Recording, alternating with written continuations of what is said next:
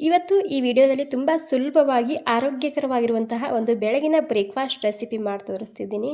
3 tomato ಹಾಗೂ 2 egg ಇದ್ದರೆ ಸಾಕು, ಸೂಪರ್ ಆಗಿರುವಂತಹ ಈ ಹೆಲ್ದಿ ರೆಸಿಪಿನ ಒಂದ್ಸಲ ಟ್ರೈ ಮಾಡಿ ನೋಡಿ.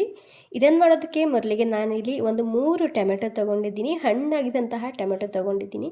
ಹಾಗೆ ಒಂದು ಸ್ವಲ್ಪನೇ ದೊಡ್ಡ ಸೈಜಿನ ಟೊಮೆಟೊನ ತೊಗೊಂಡಿದ್ದೀನಿ, ಯಾಕಂದರೆ ಅದರ ಒಳಗಡೆ ಎಗ್ ಸ್ಟಫಿಂಗ್ ಹಿಡಿಬೇಕಲ್ವ. ಹೀಗಾಗಿ ಈ ರೀತಿ ಮುಂದಿನ ಭಾಗನ ತಕ್ಕೊಂಡು ಒಳಗಡೆ ಬೀಜ ಇರುತ್ತೆ ನೋಡಿ, ಅಥವಾ ಒಳಗಡೆ ಪಲ್ಪ್ ಕೂಡ ಇರುತ್ತೆ ನೋಡಿ, ಅದು ಎಲ್ಲನೂ ನಾನಿಲ್ಲಿ ಸಪ್ರೇಟಾಗಿ ಮಾಡ್ತಿದ್ದೀನಿ. ತುಂಬ ಡಿಫ್ರೆಂಟ್ ಆಗಿರುವಂಥದ್ದು ಒಂದು ಹೊಸ ರೆಸಿಪಿ ಇದು. ಟ್ರೈ ಮಾಡಿ ನೋಡಿ, ಮಕ್ಕಳಿಗೆ ತುಂಬಾ ಇಷ್ಟ ಆಗುತ್ತೆ ಈ ರೆಸಿಪಿ.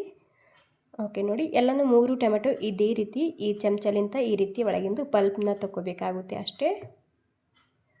ಓಕೆ ನೋಡಿ, ಇವಾಗ 3 ಟೊಮೆಟೊ ನಾನಿಲ್ಲಿ ಪಲ್ಪ್ ತಗೊಂಡಾಗಿದೆ. ಇವಾಗ ತಗೊಂಡಾದ್ಮೇಲೆ ನಾನಿಲ್ಲಿ ಎಗ್ ಬಾಯ್ಲ್ ಮಾಡ್ತೇವಲ್ಲ ಆ ಸ್ಟ್ಯಾಂಡ್ ಇಟ್ಟಿದ್ದೀನಿ ಇಲ್ಲಿ.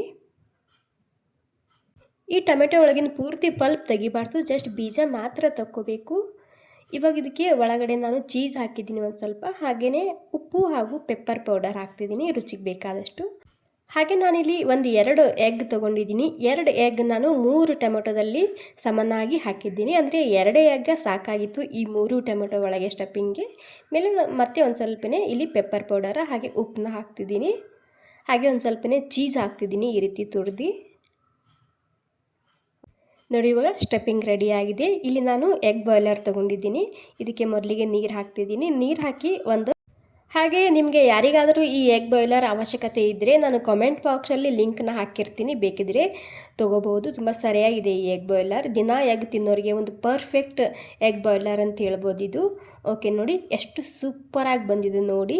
ತುಂಬಾ ಆರೋಗ್ಯಕರವಾಗಿರುವಂತಹ ರೆಸಿಪಿ ರೆಡಿಯಾಗಿದೆ. ಸ್ನ್ಯಾಕ್ಸ್ ರೂಪದಲ್ಲಿ ಅಥವಾ ಬೆಳಗಿನ ಬ್ರೇಕ್ಫಾಸ್ಟ್ಗೆ ಸೂಪರ್ ಆಗಿರುತ್ತೆ. ಇಷ್ಟ ಆಗಿದ್ರೆ ಒಂದು ಲೈಕ್ ಮಾಡಿ. ಥ್ಯಾಂಕ್ ಯು ಸೋ ಮಚ್ ಎಲ್ರಿಗೂ.